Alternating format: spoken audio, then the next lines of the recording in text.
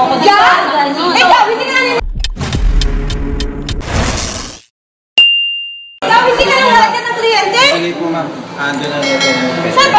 Eto ha mga kababayan, gusto kong pag-usapan natin itong si Atty. Claire Castro. Kung ano ang nangyari dyan, kung bakit nagkagulo dyan, kung bakit nag-hysterical siya dyan, di ba?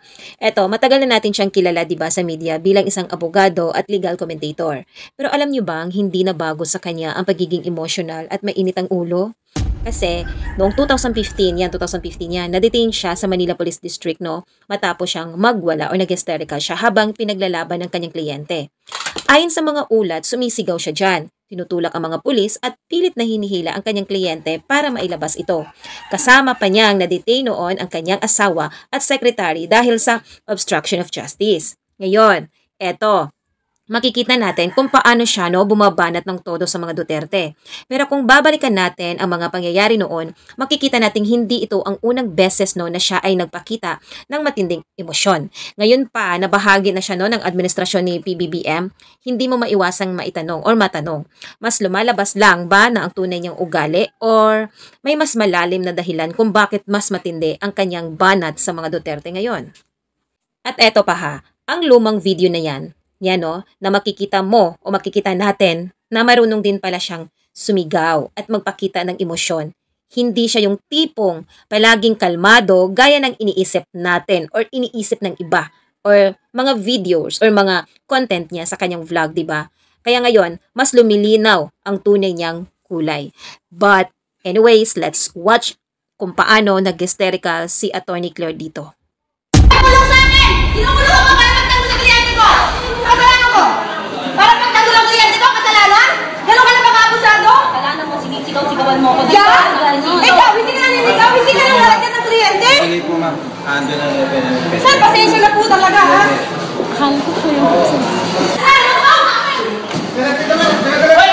So, ma'am, MPD media kayo. Kakampi niyo ba yung media? Hindi na. Ay, ang taga-ABS-CBN po ako. Pasensya na. Tulong lang ako. Taga-DCRJ po. Oo, DCRJ na Ate, you are? Walang Atty. Claire Castro po.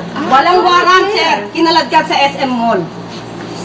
Walang warrant. Walang ginagawa. Walang complaint. Walang ginagawang krimen sa SM Mall, San Lazaro. Para kaladkarin. Walang complaint pinapakita. Opo. Sa Atty. Claire, you are the lawyer. Counsel po ni Jackson. Nagulat po kami. Walang warrant. May text po sa amin yung babae na magkikita sila sa mall para pag-usapan ang bata. Tapos papahuli. Bakit sila agad nando doon? Frame up?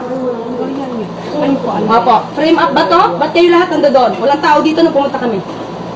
Dahil nandun nga po kami sa follow-up operation. Follow-up? Anong Yung complaint ko, ma'am, hiningi mo, sabi mo sa akin, confidential. Walang complaint. Paano follow-up? Confidential, ma'am, kailangan malaman ko rin yung reklamo sa akin, ma'am. Ano dyan?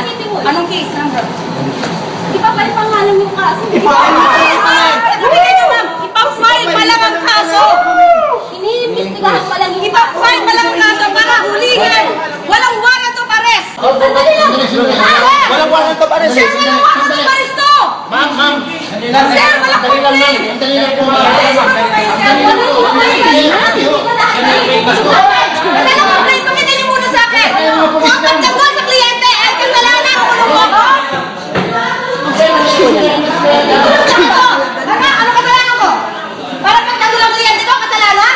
Gano'n ka na baka abusado? Kasalanan mo, sigaw-sigawan mo ko. Ikaw, hindi ka naninigaw, hindi ka nang lalagyan ng kliyente. Sige po, ma'am. Ando na Saan? Pasensya na po talaga, ha? Akala ko